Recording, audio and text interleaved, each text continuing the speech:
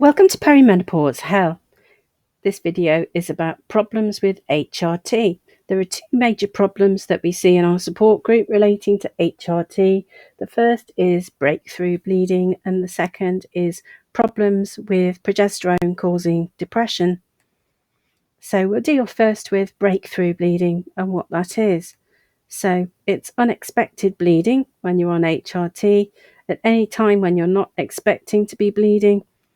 Your doctor may ask you to wait and see if it settles down, a distinct possibility, or they might change the dose, and the usual thing that they do is they either reduce the estrogen or they increase the progesterone. So basically, HRT always contains estrogen and progesterone, unless you've had a hysterectomy and you've had your uterus removed, in which case it's only estrogen and you won't have to worry about any of this stuff. But there always needs to be the correct balance between progesterone and estrogen. Now, the reason is this. Under the influence of the estrogen and progesterone in your HRT, even if your body is not producing any of its own hormones, the estrogen you're taking will stimulate your endometrium. And estrogen basically builds the uterine lining in your womb. So we can think of the estrogen as being like the bricks in a wall. But progesterone is like the mortar. It helps to make the lining of the uterus stable and strong. So all month long, your uterus is growing like this. The lining of your uterus is growing. This is what the estrogen does. And the progesterone has this effect on it and makes the lining of the uterus strong and stable. But there might be a problem with the balance. If you have too much estrogen as opposed to progesterone, you end up with a problem. In this example, there's only a bit too much estrogen, tiny bit. So with a normal endometrium where you have the correct balance, you don't have any problems and it looks healthy like this picture on the left. On the right hand side, if there's too much estrogen, you get a problem with the endometrium becoming too thick. We refer to that as endometrial hyperplasia when it gets past a certain thickness, and this causes problems with unpredictable bleeding.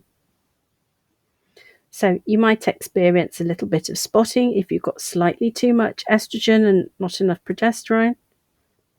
So if the ratio's wrong, then spotting can occur. You see the progesterone's making it not quite as dark a colour as it was before. It's not quite as strong. And little bits fall off occasionally because it's not as stable as it should be. This is the kind of spotting that stains your underwear, or you see it on the toilet roll after you wipe. But proper breakthrough bleeding is a bit heavier than that. And this is often caused if you started HRT before you went into menopause, meaning that your own body is still making some estrogen. So I've illustrated this. Your own estrogen is shown as being a slightly darker red than what comes from the HRT. And the combination of both of them might just mean that it's outweighing the progesterone slightly, and this causes a problem with imbalance and there being too much estrogen. In this instance, way too much. So what happens then is there's too much estrogen, which causes the womb lining to become very, very thick and unstable. And so the endometrium just grows and grows and grows and bleeds and bleeds and bleeds. So it can become very heavy, or you might just notice that you're bleeding a lot of the time. So what you might do if your body is still making some estrogen, and if after 3 or 4 months of trying things still aren't settled, you can see that the estrogen in this example has been reduced in your HRT to accommodate for the amount of estrogen your own body's making. Or it could be that the progesterone was increased. Either way, you have to somehow come into balance. And that's what your doctor will do if the breakthrough bleeding continues. So now let's look at progesterone. It's the other gnarly problem that we have. Some women are fine with progesterone, and if you've taken birth control before or had a Mirena, then you know how you react to it. But other women can suffer very badly from mood problems caused by it. The irony is that progesterone can be used to treat PMDD. Whether it just overrides a woman's own progesterone or provides a different balance of hormones that somehow is better, I don't know. Progesterone is the PMS hormone. You only make progesterone in the second half of your cycle. So it accounts for how you feel the 12 days before you have your period. And taking progesterone in birth control can cause depression, irritability, and anxiety in women that are normally fine with their own progesterone. So there was a really big study on 1 million women in Denmark that found there was an increased risk use of antidepressants in women taking hormonal contraception. The discussion of that study said this: in this study, use of all types of hormonal contraceptives was positively associated with a subsequent use of antidepressants and a diagnosis of depression. That finding complies with the theory of progesterone involvement in the etiology of depression. So what they're saying is that it's the progesterone in the contraceptives that's causing it. Because progestin dominates combined and progestin-only contraceptives, the high risk among women using the transdermal patch and vaginal ring compared with the corresponding pill is probably a question of dose rather than the routes of administration. So what they're saying there is that there's a large amount of progesterone in those products.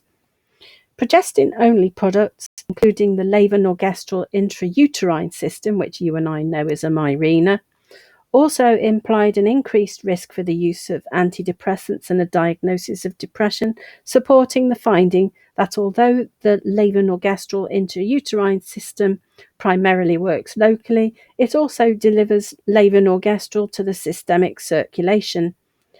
Adolescent women who use hormonal contraception experience higher risks than women in general.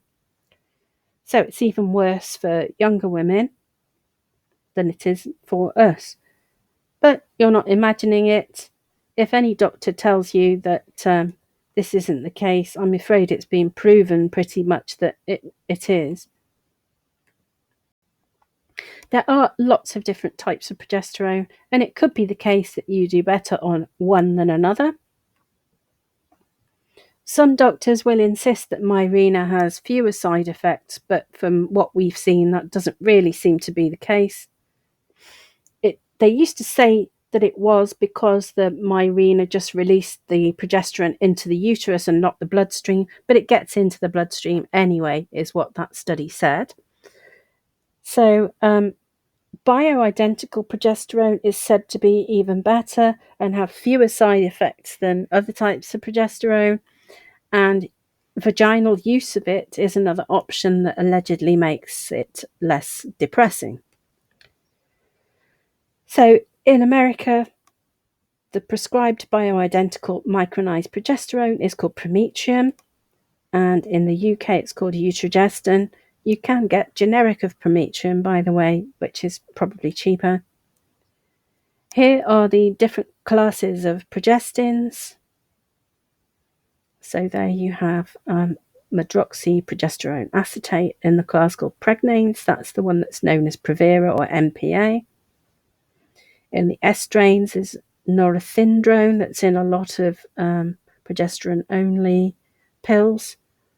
And in the gonanes, there's levonorgestrel, which is the one that's in Mirena.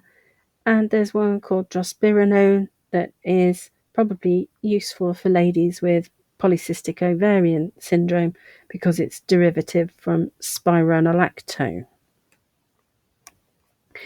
All those different things have different properties, by the way. This is a slide from Professor Paul Piatet. He's a French doctor who's done a lot of work on bioidentical progesterone, and he thinks it's pretty much the best thing since sliced bread.